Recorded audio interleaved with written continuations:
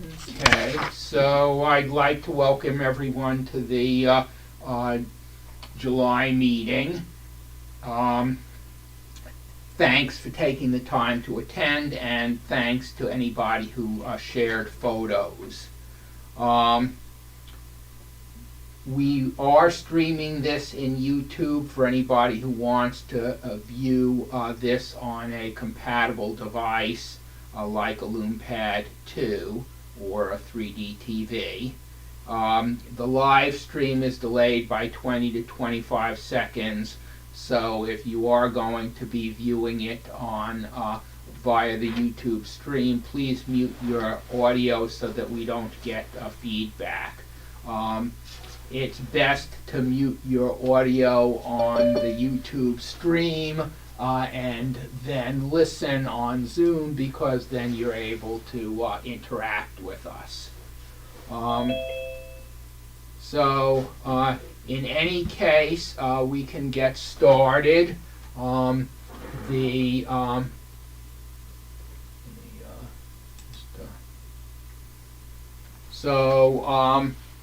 theme for tonight is creativity. We will do open projector and show and tell. We will select images for the ISU Code Folio 34, which we tried to do last time, and due to a software glitch, a minor software glitch, it didn't take down the whole world like another more infamous software glitch. But anyway, software glitches happen. But hopefully everything will work tonight. And then we'll also, if you can go get that, and also we'll then show part 2 of the Folio 33 video slideshow. We'll talk about upcoming events, and then we'll have a social hour, which isn't actually part of the meeting, but we encourage folks to hang around. So anyway, David went to admit some guests, so I'll give him a couple of minutes to get back downstairs before we show his photos so that he can talk about them.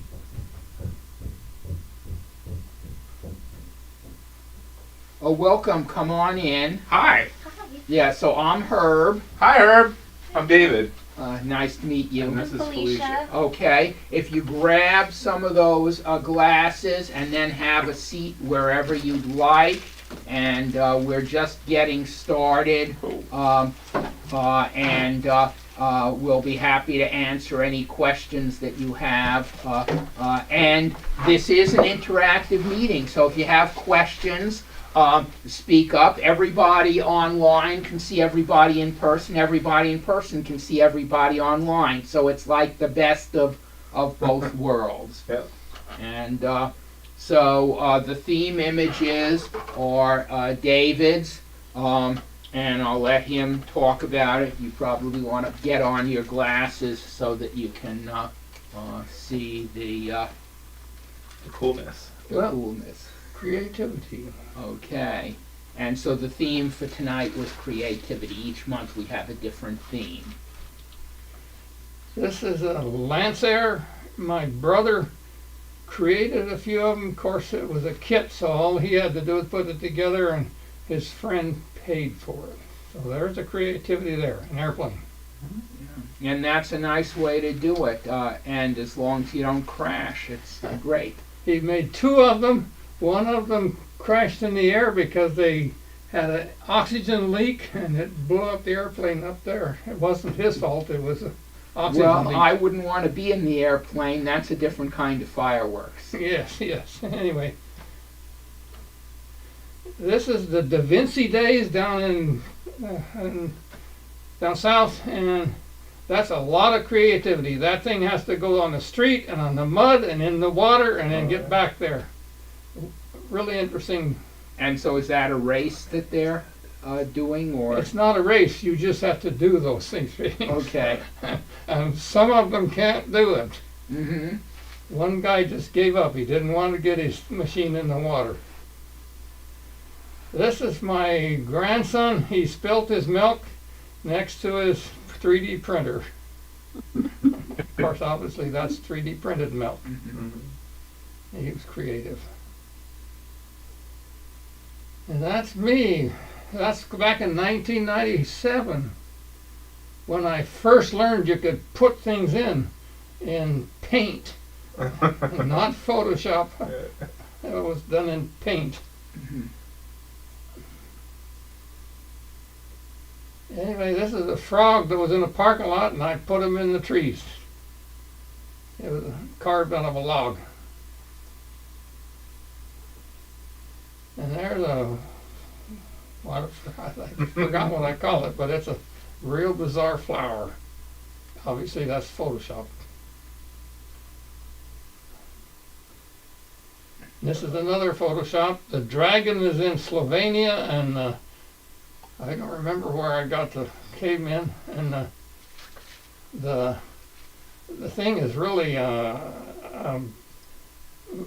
volcano spout in Idaho. The cave is only about this wide. It's it's just a little thing, but I put them in there. I'm really creative. This is the second hot rod that we built.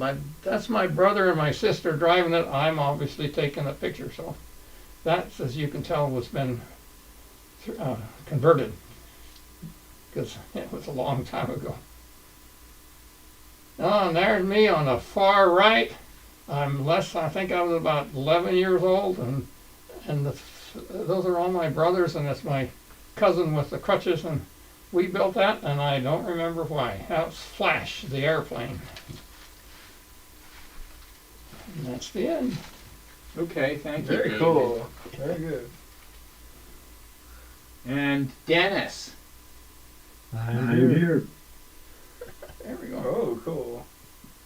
This was a sequence that I submitted a long time ago, back when I was still doing film. But some of these were digital images that were transferred to film. But this was completely film. I'll just read the script for the, it was called Special Effects in Stereo. Let me get my glasses here.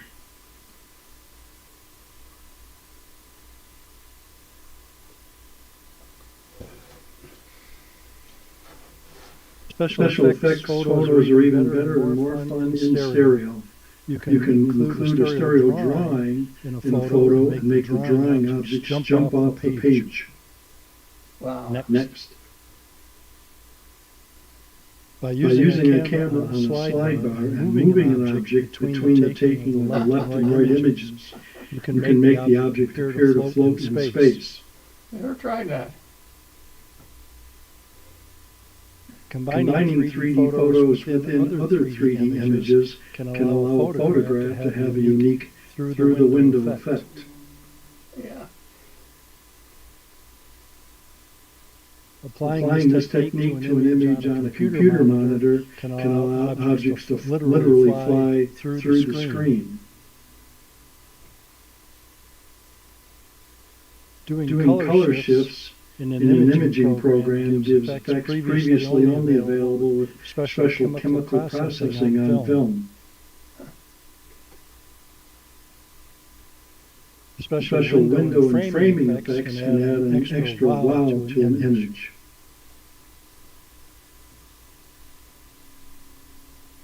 Mirror techniques create images with wonderful symmetry and an extra dimension of impact. Combining portions of different images can create startling and humorous effects. That's cool.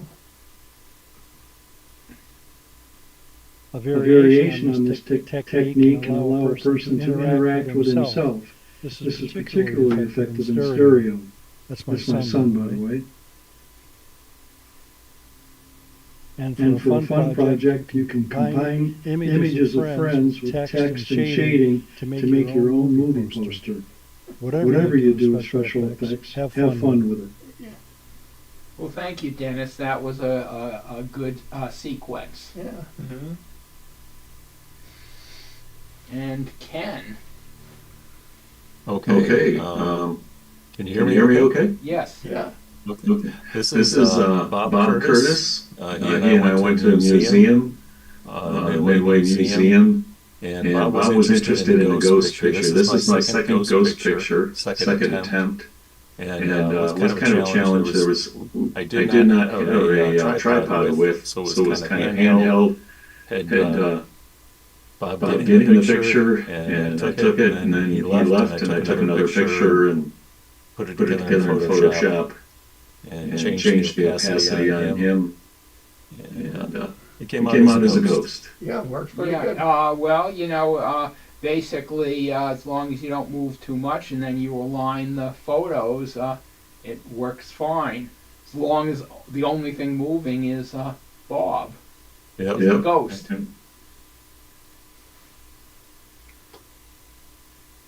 Now this I'll have to thank, if you like it, I'll thank Steve for it. This is my first use of Mirror Lab, which is an Android app that I first saw. And this is actually one of my first pictures with a red hydrogen 1 that I just got off of eBay about a month ago. They're selling pretty cheap on eBay. If you ever wanted a red hydrogen 1, now's the time to get it. And if you want a good camera for 3D close-ups, I can't think of a better camera to start with. I mean, it's a good camera and it makes great close-ups. And then if you use the Steve's article from Stereo Use, which is also in our 30th anniversary booklet, you can put on a close-up lens and get even closer. So I just went out and took a flower box, and then I applied a little special effects from Mirror Lab. Yes. This was mine. I think you'll see other other examples of Mirror Lab which are much better later on. And this was my granddaughter visited a couple weeks ago, and wanted to try this. I had read about square bubbles, and this is like a hypercube or tesseract type thing. And Steve Spangler, who's like a Mr. Wizard from probably 12 or 15 years ago, showed how to do this. And you just make a square, put it in a bucket of soapy water and pull it out. And then what he uses is a pipette, one of those plastic pipettes, and he cuts the ends off. And you can dip it in a solution and then blow, and you get a bubble. And as long as you put the bubble up on top, it'll migrate to the center and look just like this. And I thought this was pretty cool with the reflections in it and all the surfaces. Yeah, that is pretty cool. Well, you don't see it unless you see it in 3D. And I'll put in the chat. I'll put in a link to Mirror Lab and a link to the YouTube video that shows how to do this. Oh, well, thank you. Okay, so basically, I started with our logo. So this is the logo. We've had it for a long time. I don't know who originally designed it. Mark Wilkie did a refresh on the logo a few years ago, cleaned it up, and cleaned it up in a couple ways. He made the stereo better, and he also turned it from a raster to a vector image so that he eliminated a lot of the artifacts. So anyway, I have one problem with this logo, and that is it's in color. And so suppose you want something that's line art. So what I did was I worked with the Adobe Illustrator file that Mark provided, and I just changed I changed the colors so that I changed the white to black, the gray to black, the red to black, so that the most important things were black. And then what I did was I took all the outlines. I basically showed the outlines of all the areas, and then I filled the different areas with different black and white patterns. And so the question might be, well, why would somebody want that? And so this, and you probably can't see the detail, is a laser engraved wine glass. And so a laser engraver can't engrave color, it can't engrave grayscale, all it can do is engrave line art. That's cool. So anyway, that was my project in creativity.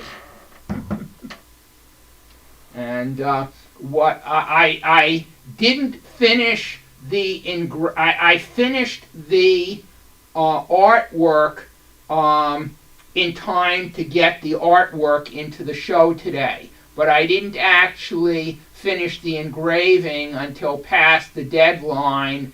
And so what I want to do is I want to try filling the wine glass with wine or something, with dark wine or something, so that I can take a stereoscopic photo of the glass, see if the engraving shows up, and maybe, you know, show the photo in a future month, or put the photo in stereo views. But in any case, that was my project.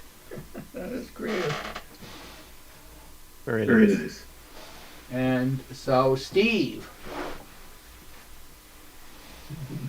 Yeah. Okay. So this is from One Lab, which is the same company as Mirror Lab, and it's just an abstract floating landscape.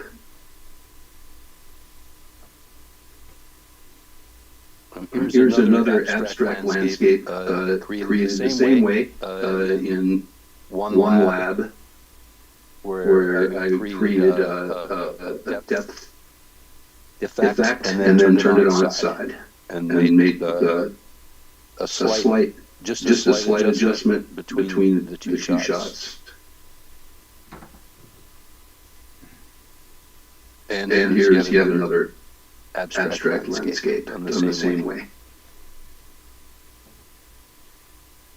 Okay, this was taken on the beach in paving it, and then I replaced the sky with a photograph of a soap bubble, which I then used depth mapping to turn it into another deeper abstract. Okay, I'm sorry, where was the photo taken? On the beach in Holland, Scheveningen. Okay. It's next to The Hague. Okay. I didn't recognize the city, but I've heard of Holland.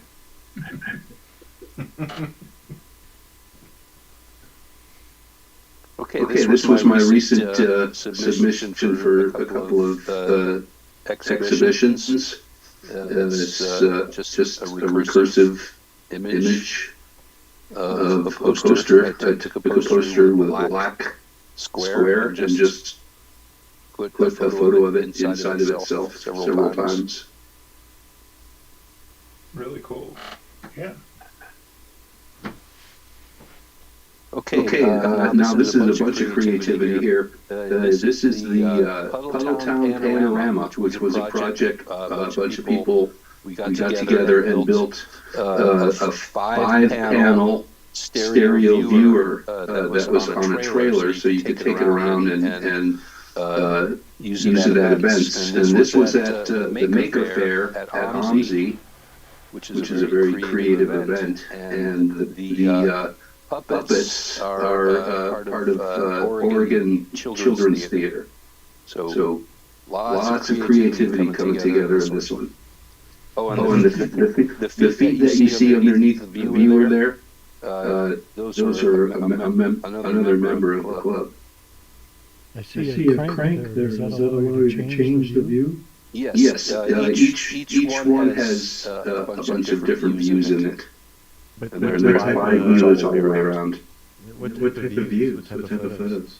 Photos of Portland, taken by members of the club. Yeah, so Claire Dean, who coordinated this project, invited members of the club to submit photos of Portland, and I shared a couple of photos that got added to the collection, as did many other club members.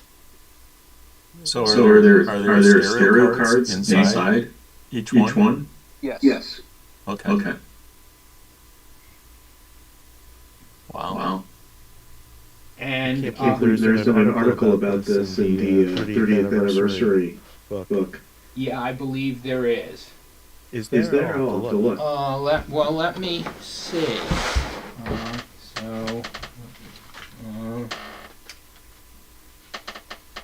Yeah, it's on page 20 of the Fantastic. booklet. So it shows actually the first photo here is a model. You probably can't see it well, but it's a scale model, so it was maybe just a foot long or so, showing what the whole thing looks like, so it's more than you can see. And then there are photos of a patch that was for people who donated, money. I don't remember how much money. And then, so there are a few good photos, including a photo at the Maker Faire. Fantastic. I'll read it. And all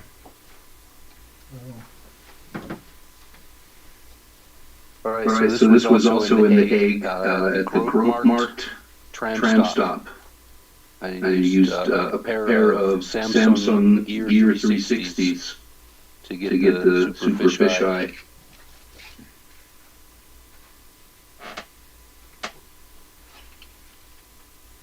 Okay, and this is a crystal ball where I used light painting techniques. The lights that you see reflected in the ball are from my phone, which is laying underneath the ball behind it, and then the blue lines are I created that with a light that I moved around during the exposure. How long of exposure? About 4 seconds. That's some fast moving.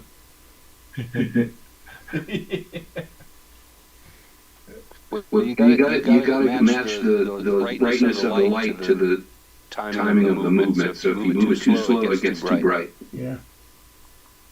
So this I created in GIMP, just using patterns, object mapping, and then using an offset to create the stereo effect. Looks like a random stereo image. Well, it's actually more. If you look at the ball, there's depth within the wall, and then there's depth within the background as well. Right. And this is just another light painting with the same crystal ball. How big is the crystal ball? It's about 80 millimeters. Okay. And there's no crystal ball at all. It's just created in GIMP.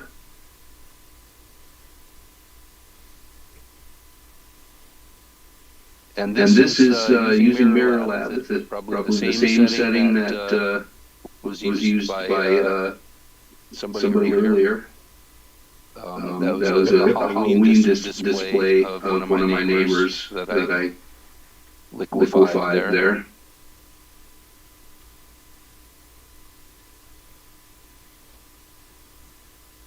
So this was a plastic end that they were selling at a supermarket for some reason. And I took a picture of it and then combined it with a bunch of other elements to create this. Just to be creative. Okay, and so thank you, Steve. So we have photos that were shared by Mark, and Mark indicated he probably wouldn't be able to make it to tonight's meeting, but we can still show his photos. So, I only know about as much about these as what you know by looking at them. So,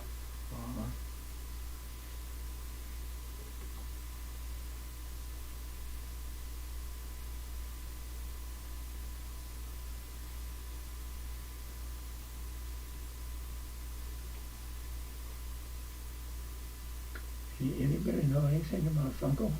Never heard of it. no, you know, there is an expert out there. His name is Google. Funko is a company that makes very trendy vinyl dolls. And so these are very large replicas on their headquarters building of some of the dolls. And each of the dolls is a character or a celebrity, and they all have a similar look. Kind of reminiscent of the large-eyed children of the 60s, if you remember those gaudy paintings with the children with the sad, big sad eyes. And they just came out with a Viewmaster little doll here. Nice. So it's a Funko, and I've got a couple other characters, like a Gremlins that are wearing 3D glasses, but this just came out, I think this I'll year. have to look into that. Yep, I'll put a link in the chat. Does anybody know where these photos were taken? No, it's obviously their headquarters, but I don't know where that is. Yeah. I'm not sure.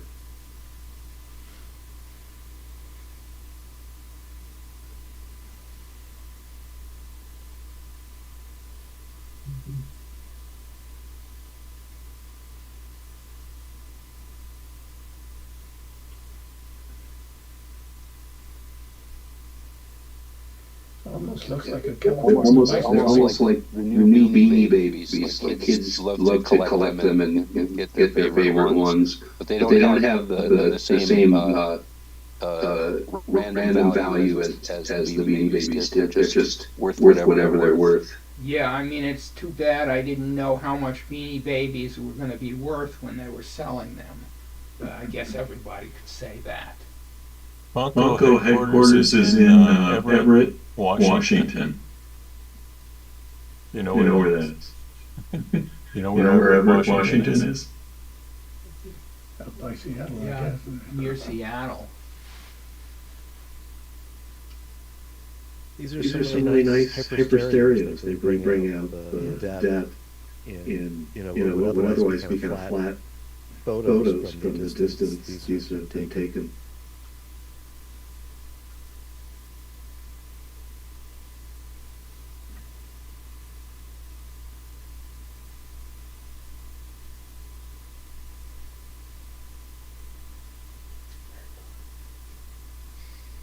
Must be Harry Potter.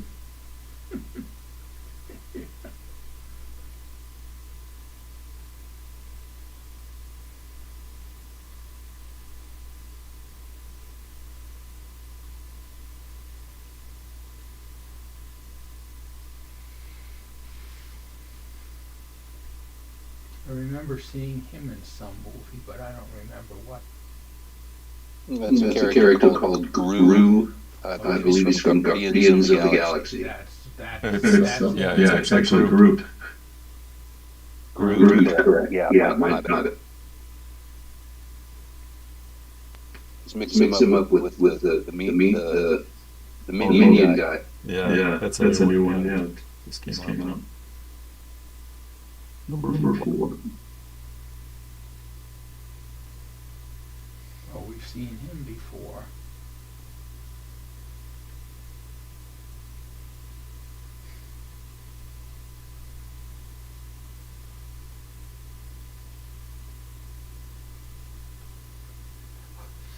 Okay, so let me explain how we're going to do the ISU. We're going to, so the ISU is not a competition in the sense that ISCC is. What it is it's an opportunity for clubs like Cascade Stereoscopic Club and other clubs to share images with other clubs. Any club that participates can then get the video slideshow showing the images from all the clubs. And we will look at one part of the slideshow from the Folio 33 after we do this, so that you'll see an example.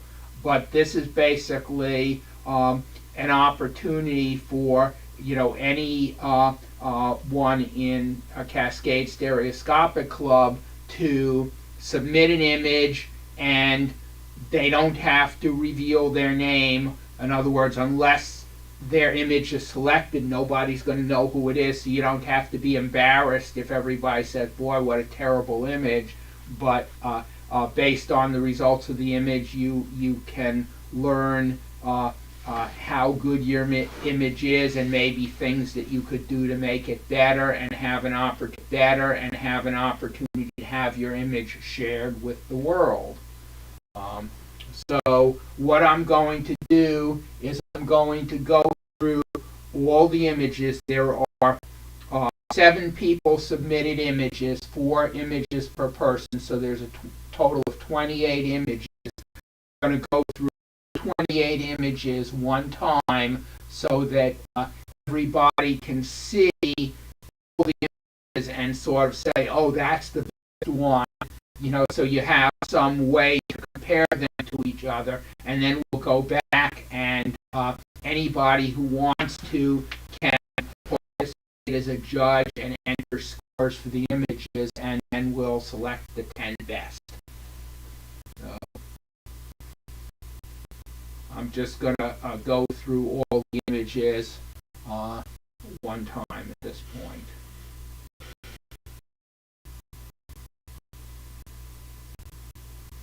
If I'm going too fast, say so. I'm just going to allow about 10 seconds.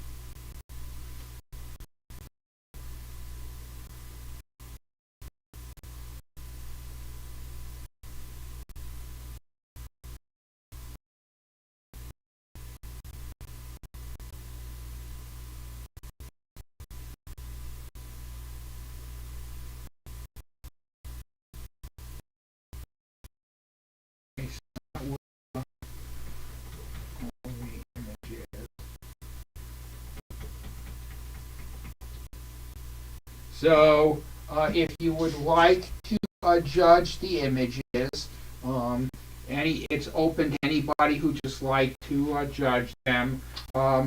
Hopefully the software is going to work today. You can scan that code.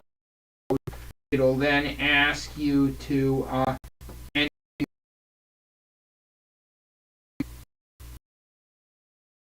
you'll be able to score the image. I got through on 5. Okay.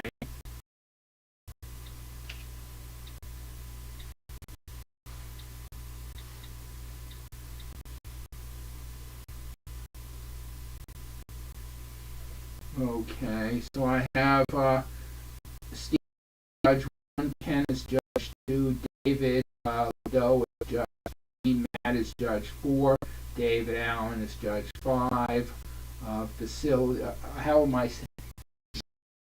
Is Judge 6, and David Gray is number 7. Anybody else want to be a judge, or do I have everybody? Okay, so let's start. So you should now be able to enter your score.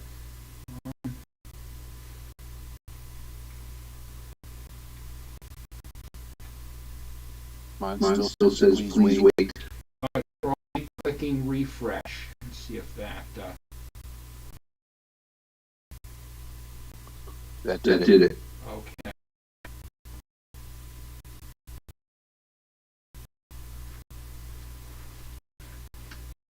Okay. So the median score for this one is 72. And the image.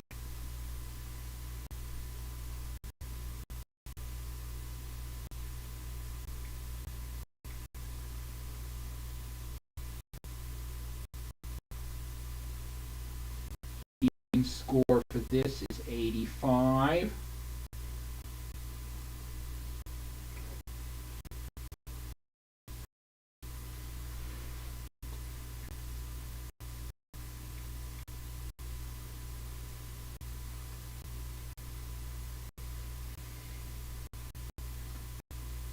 Median score is 75.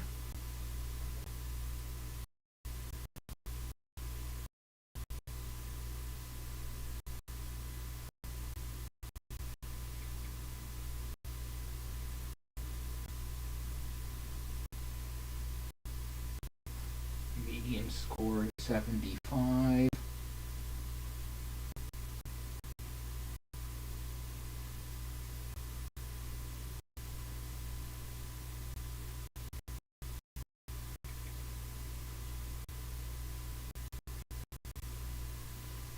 Median score is 72.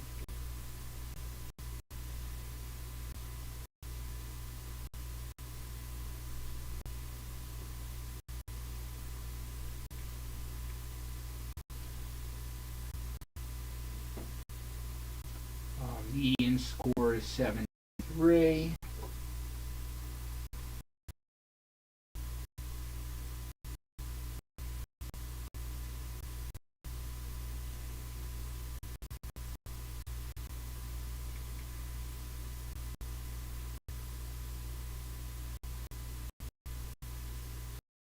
Median is 80.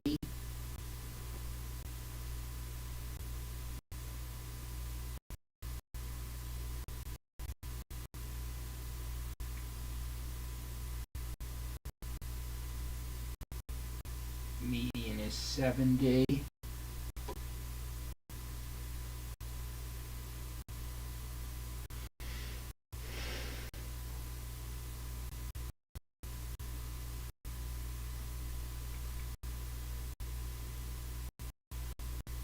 Median is 73.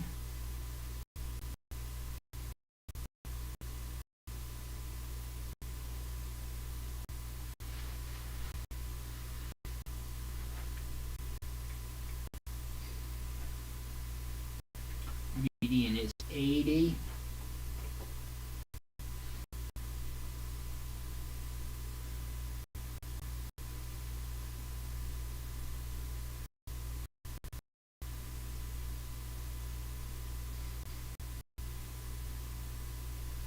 Median is 75.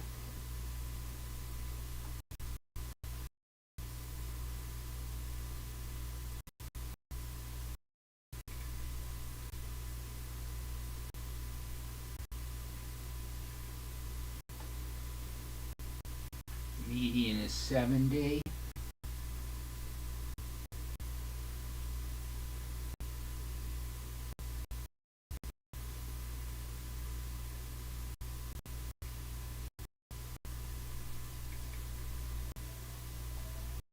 Median is 75.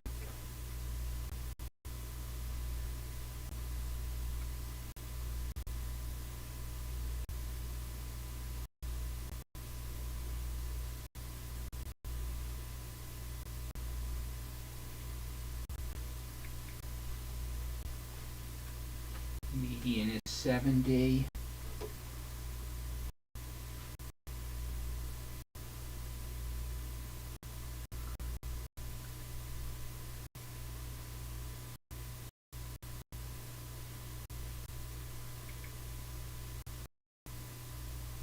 Median is 80.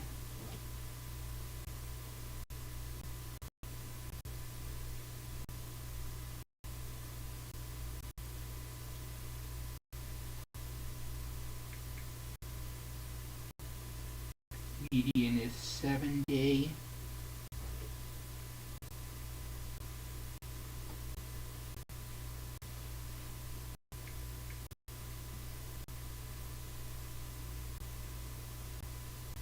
Median 82.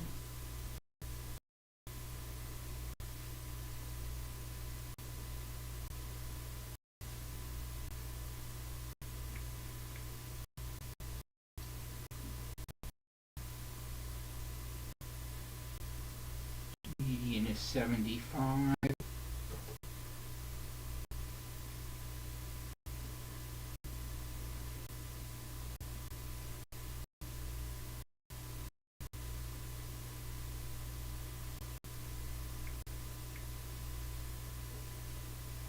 Median is 80.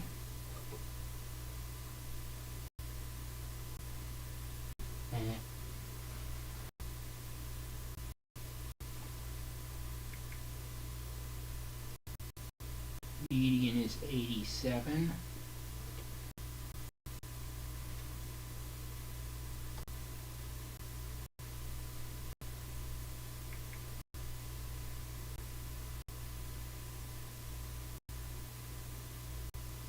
Median is 74.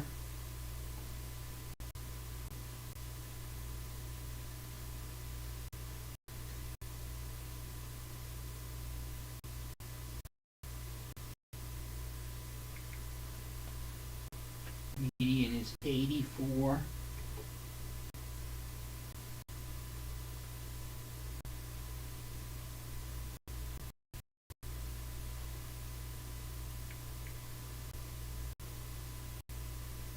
Median is 80.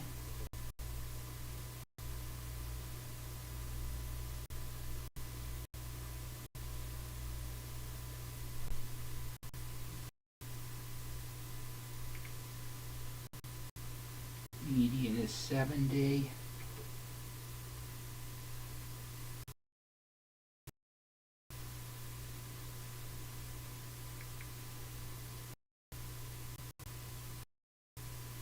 Median is 80.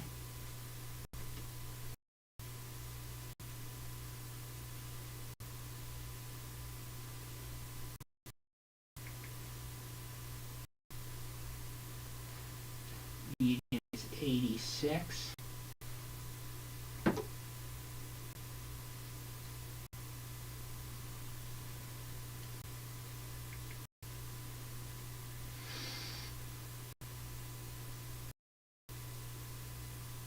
Median is 80.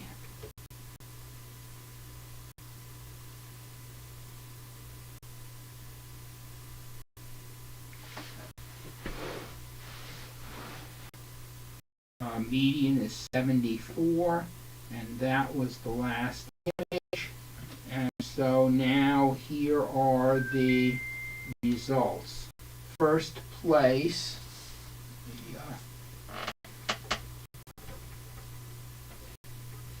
This is first place, signed by Steve Wessing. Very nice. Second place is Wire Sculpture, and that's also by Steve Wessing. Okay, third place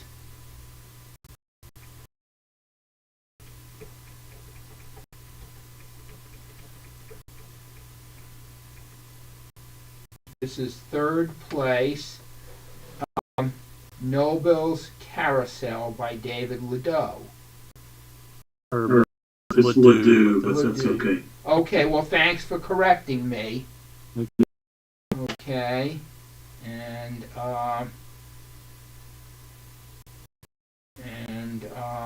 next is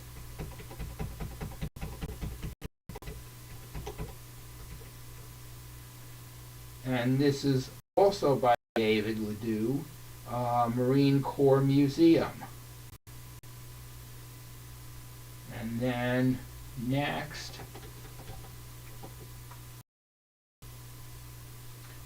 this is Sculpted Sand by Mark Wilkie. And this is Tide Pool Wildlife by Mark Wilkie. And so for the ISU folio, there's a limit of 2 photos per person. So this is by Steve Wessing. It's called Flower Field.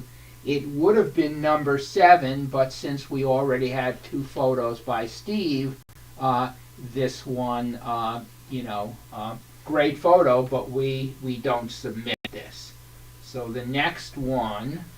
Why is there one white flower in all those redwoods? I didn't see Okay. So this is Carl Burdick, the King. And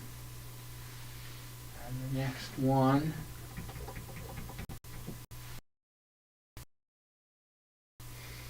This is Ken Govar, Woodland Mill House.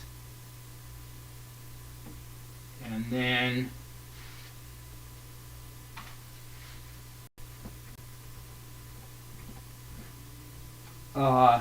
David, this would have been the next place, but we already had 2 from David, so this is Organ Pipe, so this won't get submitted. The next one,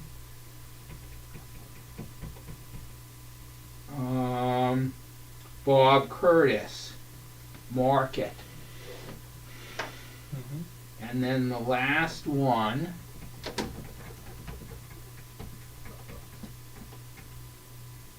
this is also by Bob Curtis. It's Stained Glass. So those are the 10 photos that the club will submit to the ISU folio. And so thanks to everyone who shared photos. And what we can do now. Yeah, I used to do stained glass, and there must be how they can do that much texture and that much color and that many pieces. All I can say is I'm really surprised that David's carousel didn't win. That was a iconic pick as well. That's a fantastic photo. Thank you, Steve. Believe it or not, that's just a cha-cha. Taken with my cell phone. So Cell phones always work. that is a great example that illustrates that you don't need an expensive camera to take good stereoscopic photos. In fact, I find that the smaller the sensor, the greater the depth of field you can get. So if you have a small sensor with a high pixel count, that's your best bet for 3D. Okay, so what I'm going to do now, we've seen the process of selecting photos. This is the previous folio. This is folio 33, and what they do is, since there are a lot of clubs, there are too many clubs to show in a single episode, they break the slideshow into 3 parts. And so last month we saw part 1, this month we're going to see part 2, and next month we'll see part 3. And at some point then, when all the clubs submit their photos for folio 34, they'll release the slideshows for folio 34, and we'll get to see the images from our club as well as the images from the other clubs. So what I'm going to do is, let me share my screen for the people on Zoom, and I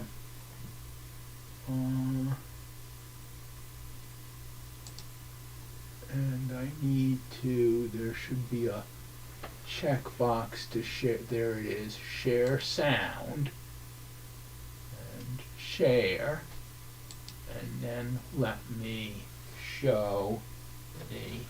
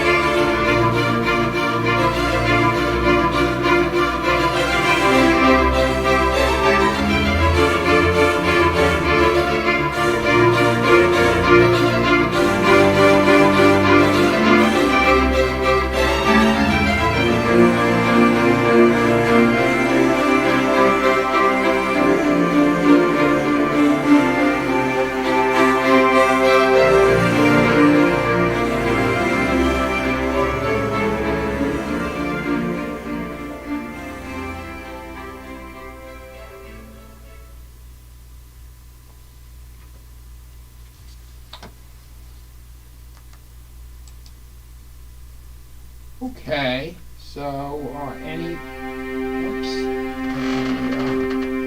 thought I stopped that there. So anyway, I want to just, those were some great images, and so basically I think Cascade is in the third part of the show, so we'll see the images that we submitted for the last show next month. And so anyway, this is the agenda for the meeting coming up in August. The theme is parks. As usual, we'll offer open projector show and tell. Nobody had anything to share for open projector show and tell this month, but maybe next month. And we'll show part 3 of the Folio 33. We will choose themes for future meetings. So about twice a year, we pick the themes for upcoming meetings based on what people's favorite themes are. And so that's the August meeting. The September meeting, the theme is symmetry, and we'll select images for that should be the first round of the 2024-2025 season. So sorry for screwing up the agenda. So ISCC, that is actually a competition between clubs. So unlike ISU, where each club submits images just to share images, ISCC is actually a competition between clubs to see which club can submit the best images. Anyway, that is the end of the prepared meeting. We didn't quite have, probably because it's a summer, we didn't quite have as many people as we often have for our meetings. We didn't have as many people sharing images, so we didn't have as much stuff to show. But anyway, this is just an opportunity to talk about anything that people consider interesting. Virtual or mixed reality, 3D movies, 3D Blu-rays, projects that people are working on, anything that people would like to talk about. I know that this is your first time attending the club. Do you have any questions or comments, or do you want to talk about anything? The screen you have here, that's Pretty nice. yeah, it's really nice. Is it 4K? It is 4K. Okay. Yeah, unfortunately they're not making 3D TVs anymore. Yeah, and to get the, these are polarized, Yes. left and right, and how does that come through? I'm just curious how it comes through. So on the, alternating lines are there's a polarizing very fine, small, so alternating lines are polarized in alternating directions. Mm-hmm. So they divide the 2160 lines on a 4K screen, and half of them are polarized right, and half of them are polarized. I see that. And you can't see the lines because on a 4K TV. If you get up real close, you could kind of see them, but you got to be right there. We could talk about that offline. Maybe. Okay. Yeah, Dave hasn't seen my 3D printed thing. Yeah. I'd love to see it after. Maybe we could say it. Yeah. If anybody else has things on. No. The 3D Blu-ray of Wanna Devil is coming out this week in case anybody's interested. That's the very first 1950s 3D movie. Yeah. 1952. You can get it on Amazon or else Kino Lorber. Yeah, I ordered it from Kino Lorber because they announced it first, and basically I always say, okay, get it while the going's good. So it probably was a little bit more expensive from Amazon, but I got a notice that they shipped it today. So Yeah, Me too. I did the Kino Lorber thing. It's It's a few dollars more than Amazon, but keep keep them in business. mhm. I I actually got an early look at it yesterday, Sunday, and it's a very good transfer. For those who have seen it, it's not a great movie. The 3D, there are some scenes that are quite good. There's a lot of fast camera movement that doesn't always work in 3D, as you'll see. But it's pretty remarkable how sophisticated the 3D is in some scenes, considering how early it is. As As I understand it, that movie, the showing of that movie in the theaters is the source of that iconic photo that shows everybody in the audience wearing 3D glasses. That would make sense, yeah. There's another 3D movie coming out on Blu-ray. It'll be released tomorrow. It's an art film, Ansel, and it is directed by Wim Wenders. I think it's the second 3D feature. How did you and spell that? A-N? Anselm. And it's about a German artist, Anselm Kiefer.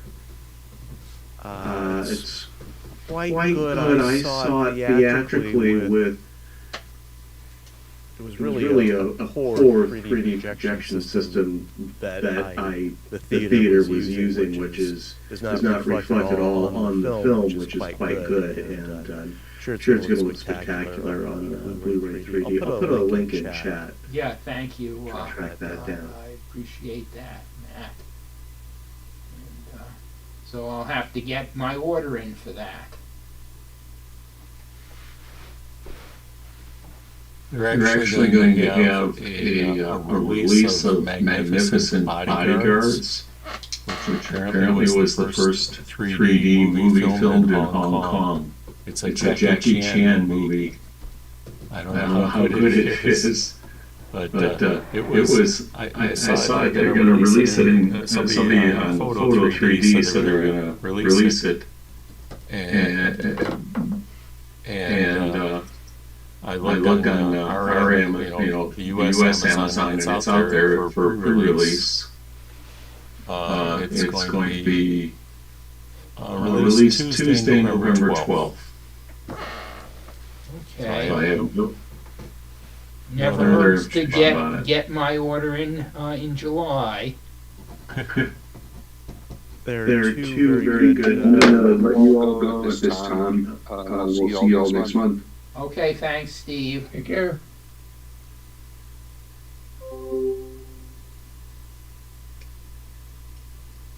I just put the link to Anselm in the chat, and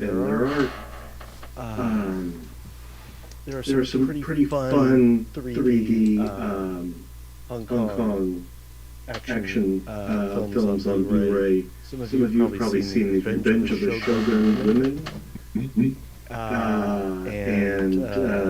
This was a follow-up to Dynasty.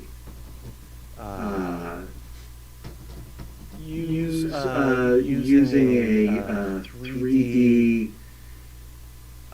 system that didn't always work, caused some vertical misalignment occasionally. But there are some scenes in these movies that really take advantage of the 3D. And both of these, of course, were restored by the 3D Film Archive. Well, 3D Film Archive always does a nice job on their restorations.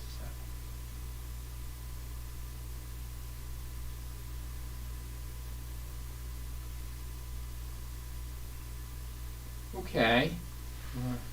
Any other, anybody working on any interesting projects?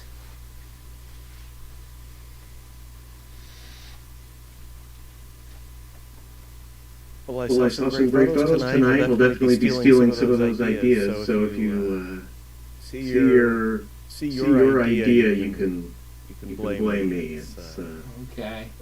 was So, very Matt, inspiring. Matt, Thank you. you want to talk about the Golden Gate Stereoscopic Society meetings? Well, I'm very curious to see how your September symmetry topic goes. We had that topic a few months ago, and we kind of struggled with it. Not everyone could really wrap their heads around it. So I'll be really interested to see the kind of creative ideas that come out of Cascade. And let's see, our next meeting is, let's see, it's the first Tuesday. It's going to be August 6th. And yeah, summer meetings, they're either going to be mobbed or they're going to be deserted. It's totally unpredictable. Either everyone goes away or everyone is staying home and has nothing better to do. Well, the Pretty nice good thing turnout, about I would say tonight for July. Yeah. Well, the nice thing about Zoom is even if you're out of town, you can still join. Right. That's right. Especially, you know, if you're on the beach and then in the evening, you know, you might need a reprieve from all that outdoors. That Could be the case, yeah. Yeah. So drop by. Our meetings are, of course, free, and everyone is welcome. We meet the first and second Tuesday of each month on Zoom. And basically, if you subscribe to the Photo 3D group, you can find the Zoom invitations for their meetings. It looks like David has a stereo video of himself. Yes, stream. Yes. Can we? Is there any way we could see him on the? Would that be easy to see? I don't know if it's possible. Well, what I can do is I can pin him so you'll see him bigger, but I can't put him on the 3D TV. Yeah, that's what I wanted to know. I don't need to see him bigger. That's a cross-eye view that my Mac does. So if you cross your eyes, it'll appear in 3D. Okay. I'm kind of curious about that. Do you have friends that maybe have a way to see your live picture in 3D that you can? No, this is just a cheap Chinese webcam. Okay. Has two lenses and puts two pictures together in a way that Zoom can use them. Okay, cool. Interesting. I mean, there are things like the Lume Pad 2 that has you can do chatting through 3D to someone else that has the same device. But I've never tried that. Do you have a Lume Pad? I do. I didn't bring it downstairs, but I can run up and get it so you can see it. It's I would love to see it. Yeah. Yeah, it's a spectacular. Cool. Yeah, we haven't seen one yet. We've just been looking at them online. Okay. I so watched after the this, meeting with the Lume Pad glasses free 3D, and it's usually excellent. There's some photos where it kind of struggles with a lot of contrast and cause a lot of ghosting, but it's really a remarkable device. and I watched the Golden Gate Stereoscopic Society on the Lume Pad. And so. Now there is someone on Instagram, a Chinese company that is selling I guess a newly manufactured passive 3D TV. Yes. I don't know anything about it.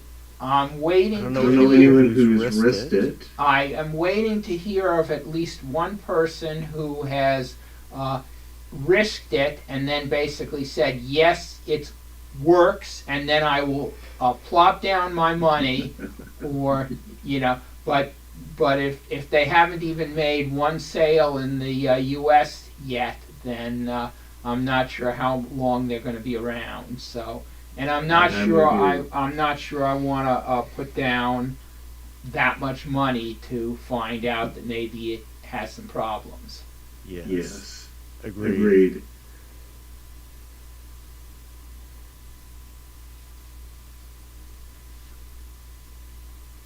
I'd like to mention Chicago Stereo Camera Club, the 76th annual Chicago Lighthouse Stereo Exhibition is now accepting entries. And this is a charity event. All the donations and entry fees go to the Chicago Lighthouse. I put the link in the chat, and you can go to that link and see. It is a PSA sanctioned exhibition, and let's see what else I should say. I should say thank you very much to Herb and to Gary, who helped us out a lot. This is Bob Curtis and I. Bob Curtis is the exhibition chair, and I was helping with the software. We're going to do online entries using Herb's great software. So Thank you. It's a lot of fun. So if you're a 3D photographer and submit your best images. Yeah, and yeah, the fun thing about software is when it works.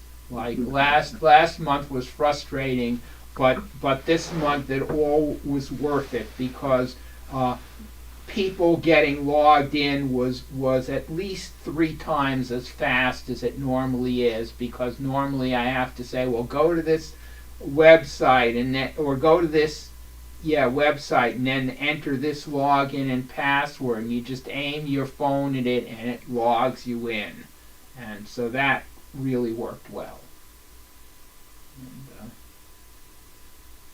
Thank you for holding the Chicago Lighthouse exhibition. And I think it's important that everyone who has stereo photos support it. These are a lot of work, but definitely worth the results.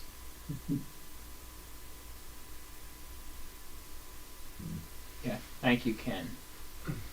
Closing date is September 28th, and Herb, we've already got our first entry, and I talked him through how to enter, and everything worked. Okay.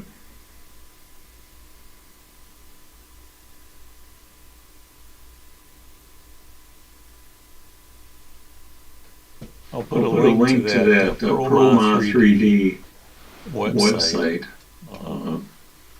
With the $6,500 65-inch 3D TV. I'll put that link in the chat. Fantastic.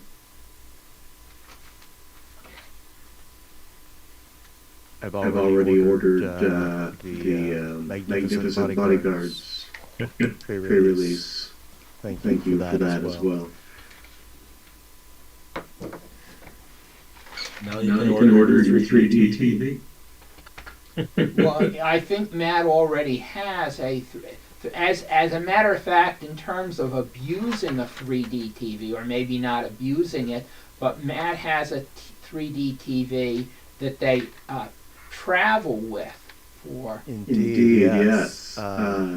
I have my own 3D TV at LG, which has its own room now, because it's become a precious object. But the GGSS has one. It's a 55-inch. We keep it in the box. We haul it all over. We don't treat it that well.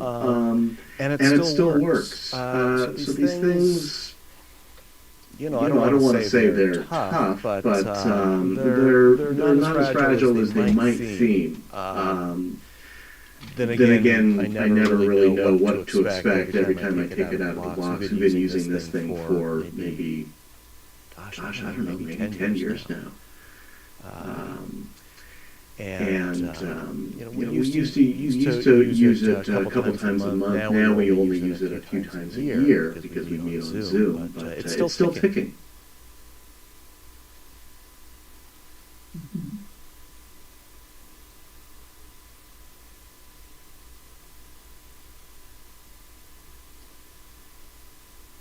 right, guys. Well, I'm gonna call it night.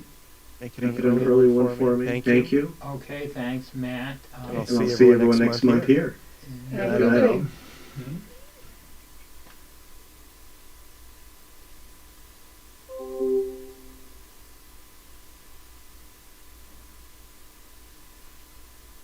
And so I will hang around as long as people have something to talk about or listen to. Otherwise, I need to get my Lume Pad down here and I mean, I don't get any commission on it, but I think people see it, and I think a lot of people buy it based on looking at it. So Yeah, I did watch the Lume Pad videos, so yeah, it's a lot nicer than trying to use the side-by-side or on the Stereoscopics. how long have you had your Lume Pad, Don? Maybe about 6 months, something like that. Okay. It's the two. Yeah.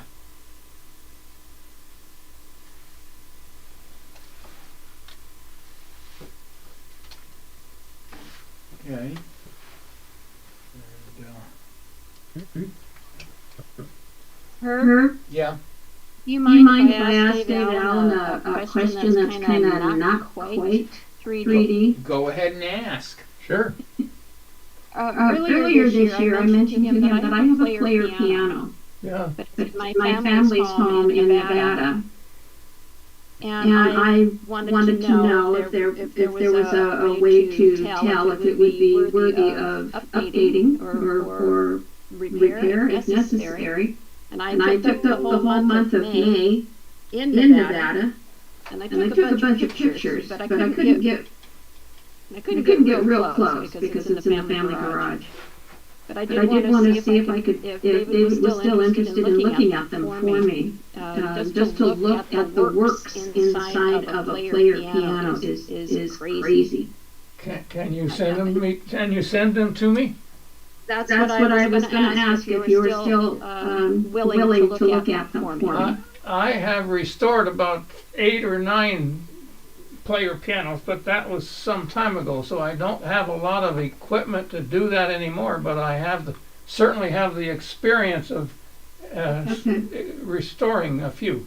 So the garage is stored in how is the temperature and the humidity? Because a garage My parents bought it for me when they were stationed in England. So that's back in 1970. And it was in a barn, which was damp, obviously. It was in England. They brought it home to Nevada to super dry. So I have no doubt that the bellows material is probably shot. But I managed to open it up to be able to play it a little bit. But it's just a real fascinating piece of equipment.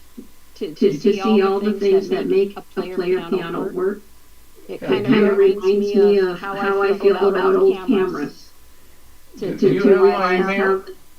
you have my email? I believe I still do. From when I was trying to hook the group up with the get my Lume Pad with the mountain climbers. Those guys, we were talking again, so I think I still have it. What do you have? Can you tell? What I use now is dwa.stereo@gmail.com. dwa.stereo@gmail. Okay. Yes. No, thank you. It's something that I was really excited to be able to get close enough to take pictures of. Yeah. And I opened it up from the top to look down. Yeah. Because it's upright. I looked at the pedal space. I opened the keyboard. And to me, it looks like it's still in really good condition. So that it may be worthy. I would just have to haul it back up here from Nevada. Yeah, it's hard to tell. Back when I used to do it, you could get all those materials, order them brand new, but I don't know whether you can anymore. That was, like I say, 25 years ago. Well, at one point I know that the people who owned Moe's pianos actually did take trips back and forth to Nevada, calling regular pianos. But since they're not around anymore, I think somebody else bought them out. So I don't know if they still do that kind of thing. And I would have probably asked if I could have them haul that piano for me. Well, send me your things and I'll talk with you. Okay. Thank you. Like I said, it was a non-3D event, but it just reminds me of the way people used to do things. You know, just fun. Yeah. But thank you for the opportunity to ask. Sure.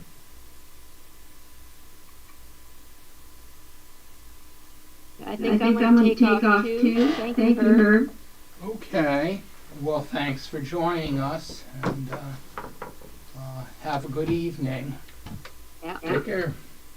Still got sunlight, so we're good. Bye. Bye. Record. Something else, isn't it? It's pretty cool. I got one, but I don't. Yeah. So, and the 3D, when you do a real-time 3D conversion, it's amazing. Mm-hmm. Ask me if I want to play. So, Kind of similar to this screen on the camera.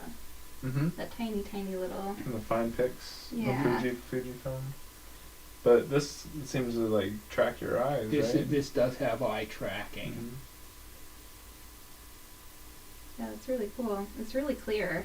Mm-hmm. And so what I need to do, and you can slide to see different photos. So just slide left to right. So the problem is you can't both look at it At the same time. Here, I'll go through a few images and you can go through them. If you're just in the right place, you can. If you're not in the right place, it doesn't work. So I'm working on right now a dual projector setup, and just finally figured out had to have a special screen. I got the right screen that preserves the parallel, the polarization. Okay. So is there some reason you're going with the dual projector rather than a single projector? I mean, there might be, but I'm just wondering. Well, I wanna record my own videos and then play it back. Okay. So if you get a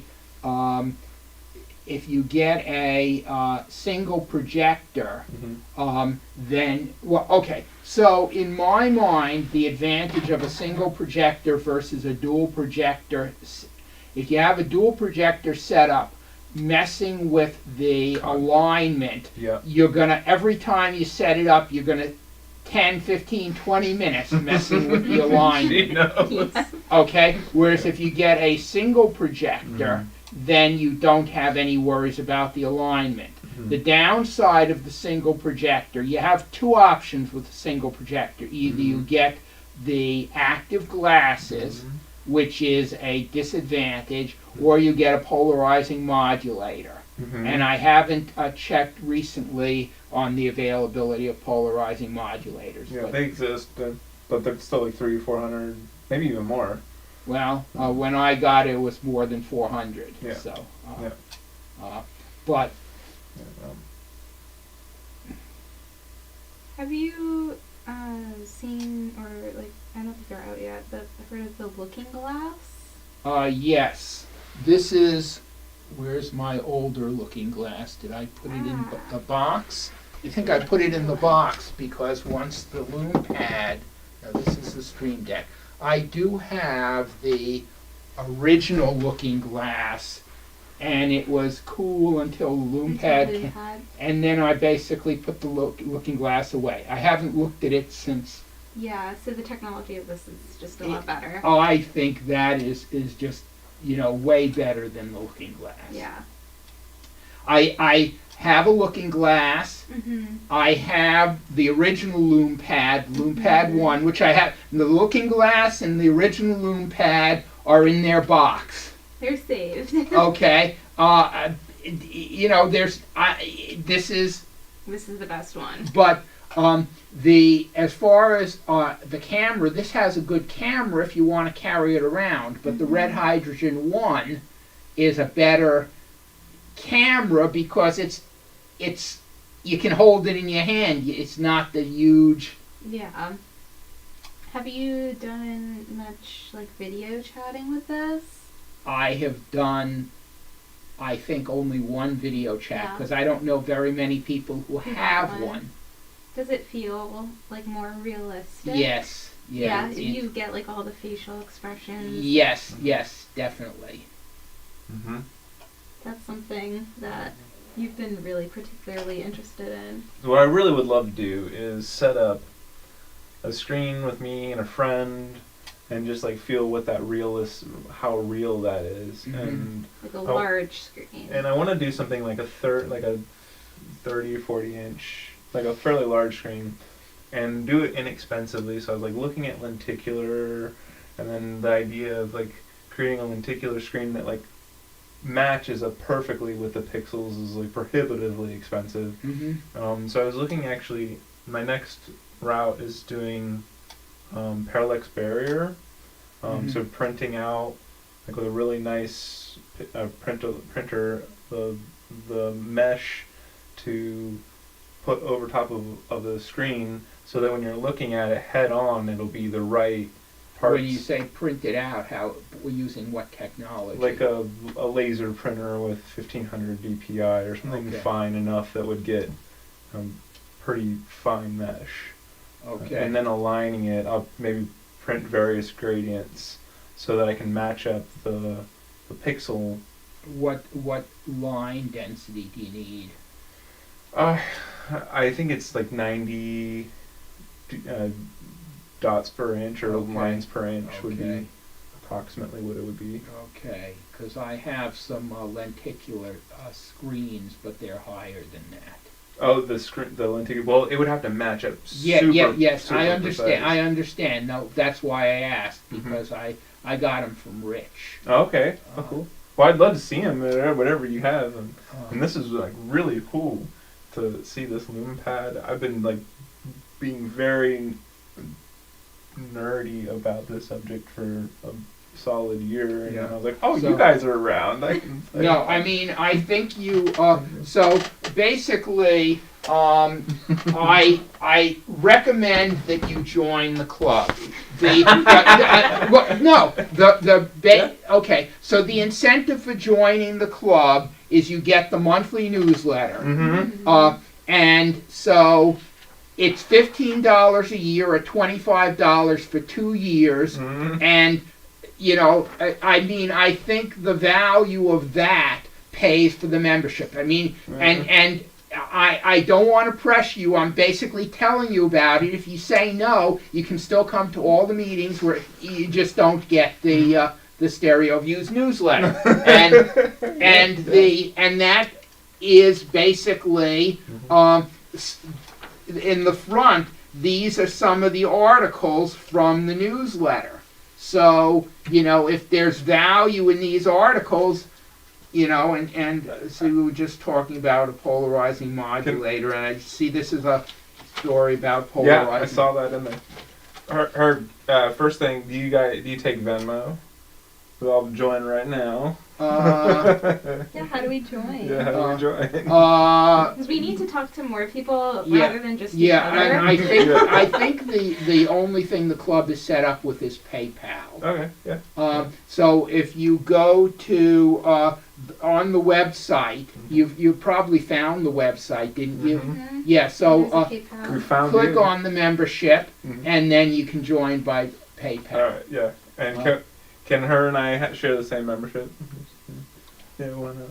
Yeah, you know, I don't think you can put two names, but you put one name. And We're one in the email. same house. So. Yeah, okay. Put one name and one. Put both names and one email address. We can only have. Do you want 2 stereo views or 1? No, you don't need 2 stereo views. Yeah, so just put both names and one email address and. Yeah. Very this cool. Is really cool, and it's really fun to talk to other people who have similar interests. I think there was one night where I was like, there has to be people in Portland who are interested in this. Yeah. And went searching. Yeah, so essentially, I am interested in any form of technology. You know. Yeah, I can tell. I see your Ultimaker there, your laser. Yeah. I got several 3D printers in my house too. Oh, okay. Well, let's see. How many do I have? I have. I think I have 3 currently. Okay. I had one that you know is it was a learning experience. They all are. And so and then I needed. I wanted something that when I wanted to do a 3D print, I didn't have to futz with it. So let me get a ruler because I need to measure that. Have you seen this? No, I have not. Did you 3D print this? No, I didn't. My grandson did. Oh, cool. See, there's that. Oh, yeah. Oh, neat. That is very cool. I see that. Yeah. I wasn't even expecting that. That's great. When we get it together, there will be an article on.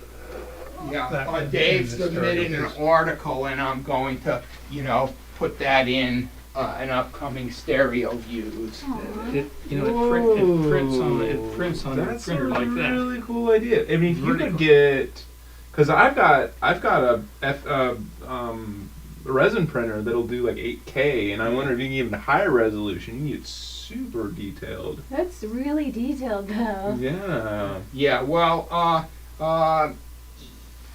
I'm not sure you need much higher resolution than very that. Detailed. Yeah. Look at her face. That's cool. That's Can I see so the one? cool. Yeah, that's very cool. Where did you come up with that idea?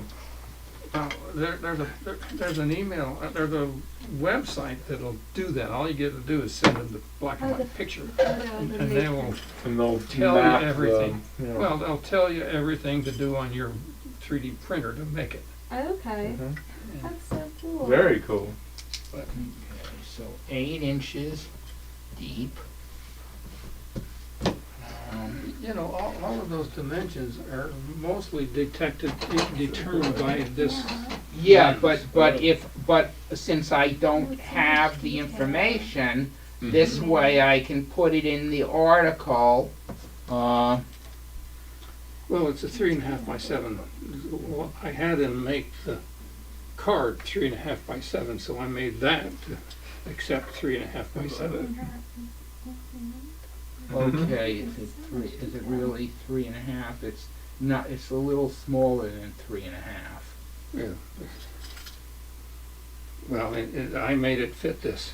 Okay.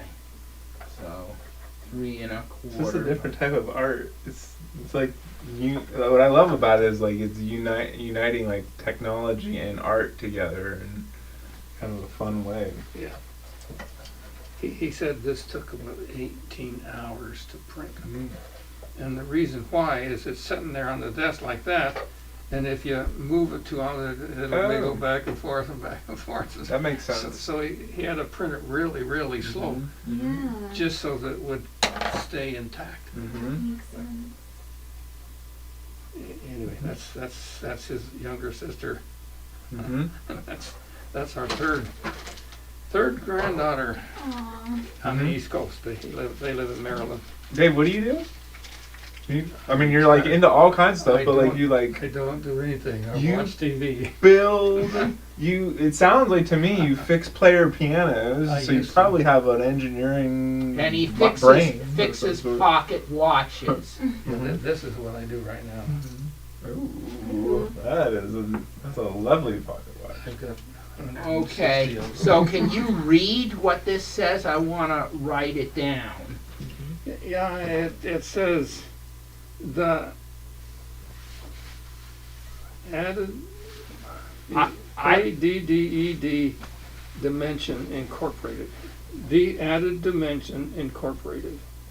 It's something Christopher Clearwater, looked like Clearwater, Florida. 34629. 34629. So you got a patent number. You want that? But Sure. oh yeah. Sure, what's the patent number? It looks like it's 4730. 4730. Looks like 8998. You don't have a magnifying glass. I do have a How many magnifying finger glass. glasses? I'll just Right have here. it.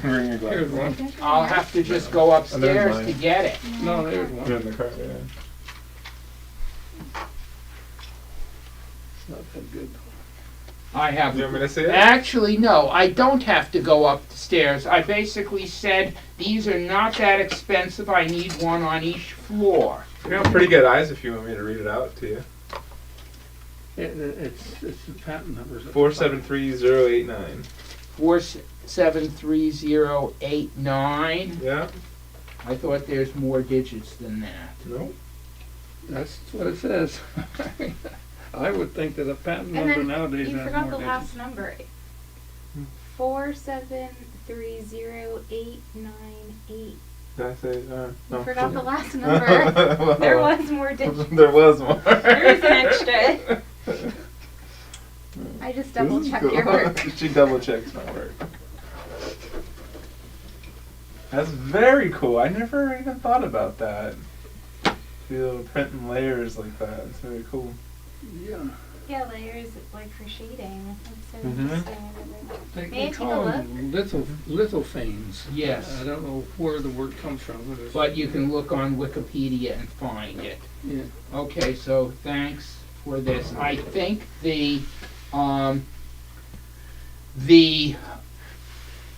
there's an alternate lens that I suspect would work, but I only have one. I'm not going to cut it up. I would have to order more of them.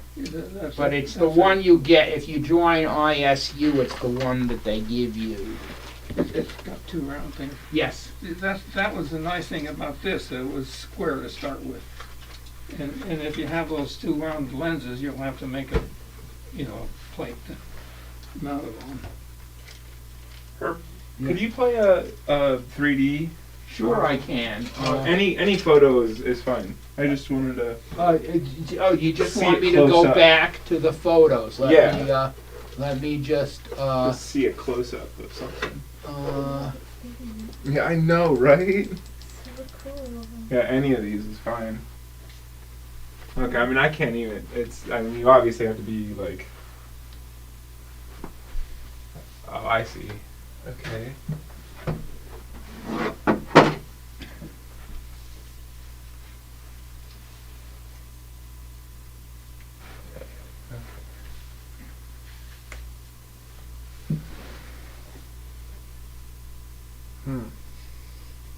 I can't even fathom how that works. Well, if you look real close, it's hard to tell, but Yeah, the you vertical lines Right here. right here, there's a line in the black and a line in the black and a line in the black. If you look real close, it's also there's pixels going this way as well, but you try to look at the pixels that are up and down. Mm-hmm. And right here, every pixel is on. Right. Over here, at least I can kind of see it. But where's the polarization to keep it? Somehow they put the polarizer on little strips and the strips line up with the pixels on the screen. okay. So And I take a don't know look at this. how on earth they do that. This is real-time 2D to 3D conversion. Let me turn up the volume.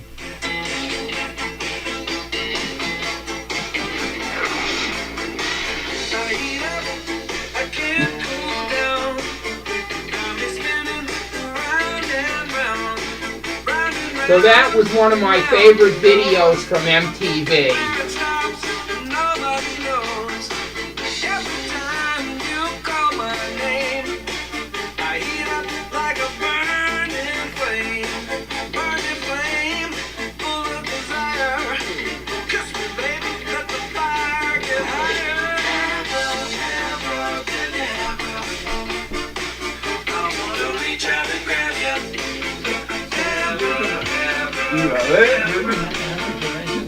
I have the dimensions here. You love it. I am going to stick them in the text.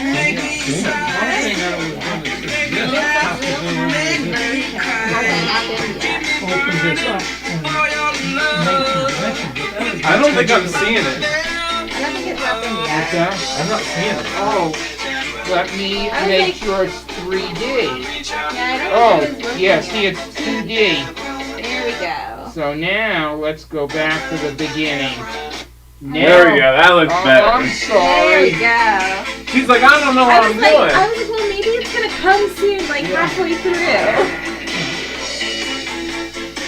Well, it's kind of cool to see it 2D and then see it 3D. So that is Yeah, way better. That is real-time conversion. That is a 2D video that is converted in real time in 3D.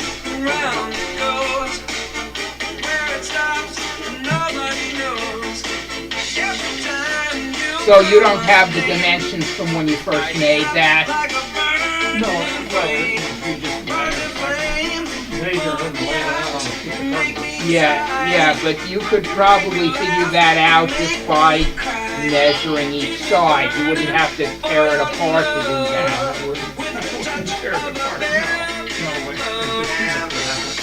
Yeah, I mean, if you want to do that and scan it, I can put that online. I'm not going to put it in stereo views, but I can put a link to the online so people can use it as a pattern. I'll think about it. Okay. I just took a flat piece of cardboard and Yeah. laid it out and cut it Right. and folded it. Yeah, and I'm thinking that could be 3D printed as well. Well, I don't know. Yeah, I mean, you just basically print it like this. So it just You'd want to make it black because you don't want any light. that's but I have black. Really cool. Well, Super cool. I'll keep up with you.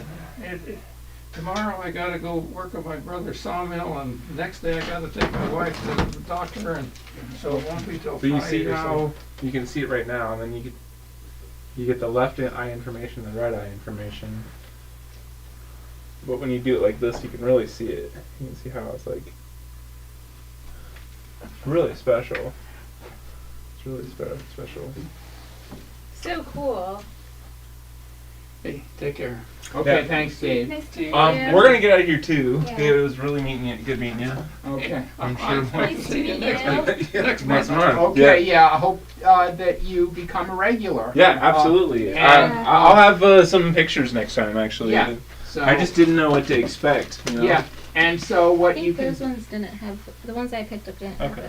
it. Yeah. So what you can do is you can just email them, and then because what I do is I prepare these in advance. Mhm. I mean, it Yeah. used to be that people would just bring things to the meeting, you know, on a US, and then the first part of the meeting we'd just be gathered.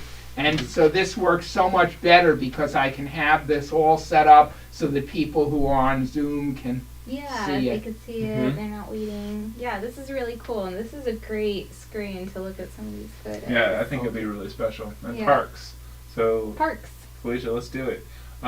One last question. I think if I'm not taking up too much of your No, time. no, no problem. So one of the reasons why I'm really interested in doing the dual projectors, I feel like the content creation for it is like that's the easiest. Like for me as an amateur to create like a video, a movie is what I'm Why looking is for. that easier with a dual than a single? It's just it's a great question. Okay, I so imagine. basically, the single projector can play any stereoscopic video Mhm. with no special software. So in other words, if you have like either an MP4 that's side by side MP4, any of your standard 3D projectors will just play it. Mhm. You don't have to do anything special. You don't need a PC. You can put it on a USB drive or whatever. If you want to do a dual projector, now you have to have typically a PC that basically has a frame buffer that's as wide as two of the things. But basically a single projector, so if you burn a Blu-ray, have you ever burned a Blu-ray? So you burn a Blu-ray, you can play a Blu-ray on the single projector. Trying to play a Blu-ray on the dual projector, now you have to have software that can, decode the Blu-ray. Yes, that's definitely important. But if you just have a single projector, just hook up the Blu-ray player hooks right up to the single projector. And what about things like resolution? So if I have a 4K, two 4K projectors, and I put the polarizers in front of it, now all of a sudden I have a full 4K. Okay, so basically if you have a single projector, you lose half your video resolution, just like this. Yes. So did you notice that you were missing half your resolution? No, but I'm sure I would know if I went back to back. If I had, I mean, it is very lovely though. Not necessarily. In other words, it's sort of like, okay, if I pulled out a magnifying glass and held it up to the screen, then I would probably be able to see it. Yeah. But if you just take your naked eyes looking at it, I've never tried it, so I can't say definitely you wouldn't see it, but I'm skeptical that you would see it with your naked eyes. Because a 4K is just, It's a lot of Ks. Well, you wanted that initially because you had the idea of really large projection, and if it was like really big, would you then in 3D think it's like reality? And so that was like the initial reason for having like the really high resolution. I mean, and I can't say, this is not twice as tall. In other words, this doesn't fill a whole wall. What were you using for a screen? It's a 120-inch screen, so it's 4 foot by 8 foot. Okay, so the silver screen. Yeah. Okay. You want bigger than that? No, that's pretty good. Oh, okay. I wouldn't mind bigger, but okay, that's about all I can do right now. Okay. There's silver paint that you can. That's a homemade one. Yeah, because I know somebody who did it with silver paint. He basically smoothed his wall ultra smooth and then got a sprayer and sprayed on the silver and created a silver screen. I know 2 people that did that. Oh, you've done that? Yeah. Didn't smooth the wall, but got a smooth surface and then sprayed it. Okay. I'm like amateur and slowly but. Okay, you're my type of guy. Yeah. I'm trying to do it, man. I don't know exactly what I'm doing. So what do you do? What's your day job? I'm project manager for Yakima. Yakima products. The car top carriers and I work for them in Lake Oswego, and then by night I have a Yakima rack that basically I got a canoe rack. So it's one of the racks, and maybe the J-Lo or the I don't. But basically, I mounted it not on my car, but on a trailer that I have in the garage. So my father-in-law, welded a mount for the so I could mount that rack on top of the trailer. Perfect. That's great. We actually have a ready-made kit if you want to put. But we have trailers now, and we have the whole shebang. Basically, when I hadn't even thought about it. He just said, "Well, why don't you put it on the trailer?" Mm-hmm. And That's a great he idea. said, "I'll weld it for you." Okay. Cool. So. Cool. Well, this has been really cool to see things I've been reading about the Lume Pad. You know, to put everything all together is really fun. She's a little nerdy when it comes to 3D too. She's talking about all the books and the Viewmasters and stuff. I grew up like pretty obsessed with 3D, and then like met David, and I was like, wait, I've been obsessed with 3D, and I mean more so now like 3D sound. Okay, so David sound. Basically worked with the electronics of the shutter glasses. Mm. Okay, so he worked with, I forget what the name of the company was, but they made displays and glasses, and and he did a lot of the electronics, and he traveled internationally to work with different vendors. Very cool. And I mean, there have been, one of the people, I don't know if you are familiar with Image 3D. Okay, so Image 3D makes custom Viewmaster reels. And so that company was founded by one of the photographers who worked at Viewmaster, who's in our club.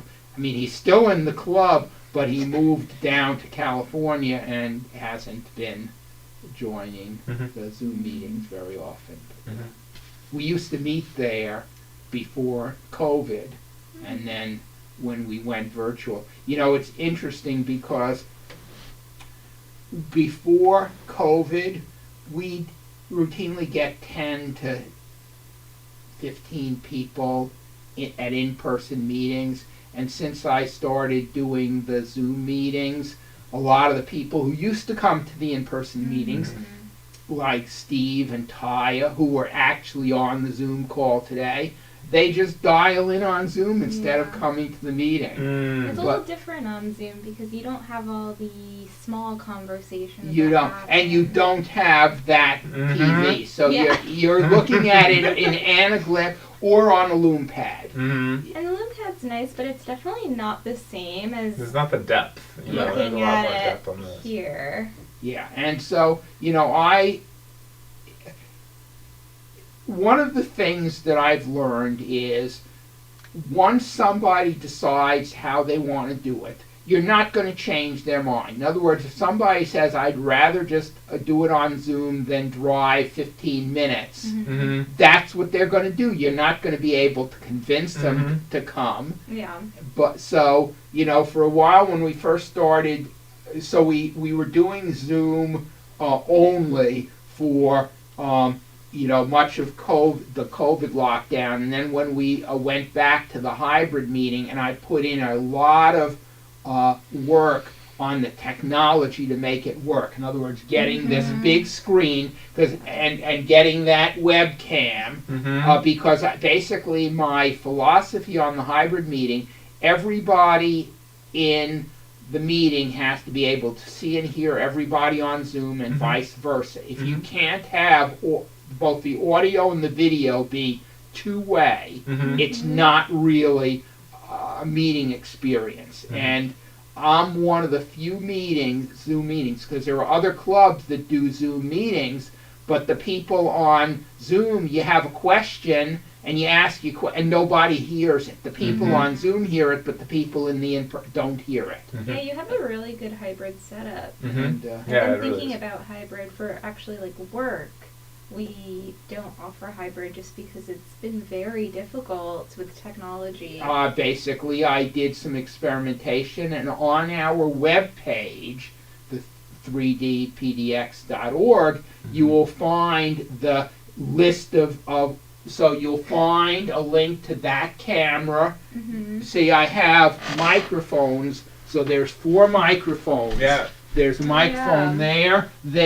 So you'll find a link. Yeah, the sound was really good. It sounded great. It sounded like the people were here. Yeah. So you'll find a link to the microphones. You'll find a link to the camera. You'll find a link the Stream Deck is really it seems like such a minor thing, but like before I got this, the most difficult thing was when I'm playing the video, I want the in-person people to see it on my 3D TV. I want the web people to see it in anaglyph on the shared screen to start both videos at the same time so the sound is synchronized. I can do it with the Stream Deck. There's no other way to do it. Yeah. Can you play video on this? Can you if I get you like a 3D video? Yes. Okay, so instead of just a picture. Yeah, well, you saw the video. You saw the... oh, yeah, that's true. Yeah. So that is just an MP4 file. Cool. Yep. So, yes, I can play 3D video. I can also play Blu-rays. So almost this whole... So, yeah, you have all of the 3D videos. From here... Yeah, basically, I don't care how bad it is. If it's a 3D Blu-ray, I want to buy it. And I have some bad ones. I have some where I watched, the first 20 minutes and said, okay. Nope, that's good enough for me. Not my type of movie. Yeah, cool. You have a bunch. All different types. Yeah, and that's the key. If you want to watch 3D movies, it needs to be Blu-ray, it needs to be a single projector, and that's the only way around it. So I do have, this is my... And it's going to be one of the Shutter ones, right? No, yes, yeah. It is a Shutter one. I'm not going to pull it out because there's something on top, but it's an Optima projector with the Shutter, and then I have the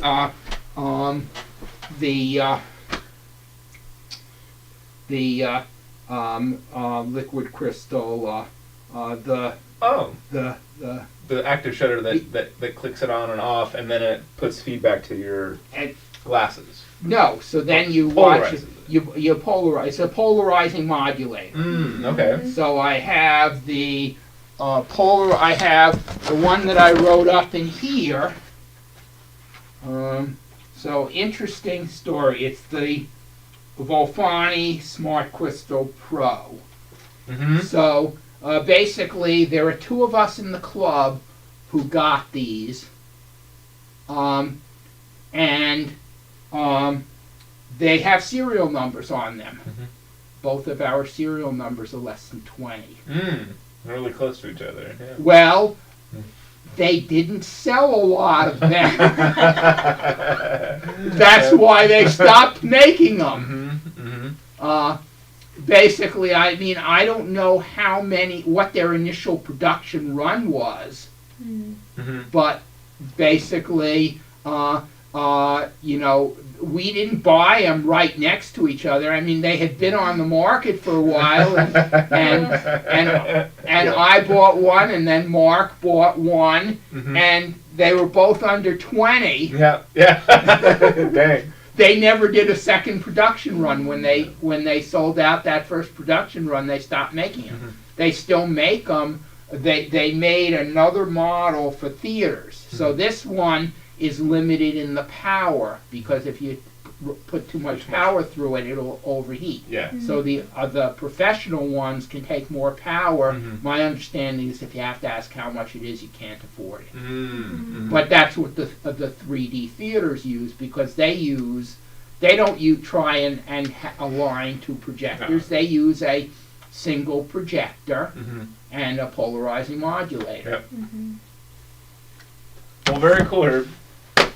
Thank you very much for letting us ask your questions. Okay. Yeah, so anyway, thanks for coming over. Yeah, thanks for having us. And sorry we were a little bit late. We were on time, but we were outside. Next time we'll just we'll just come on. Yeah, because basically what happens is, the people who know just come on in, you know where it is. Well, we didn't want to come into someone's house that didn't know us. No, I mean, He did say, he was like, should we just go in? I was like, but we've never been here before. Yeah.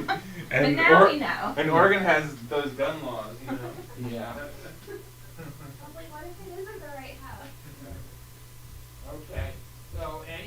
right, take care. See you next month. We'll look forward to seeing your images. Yep, and you know where the door is, so just bye.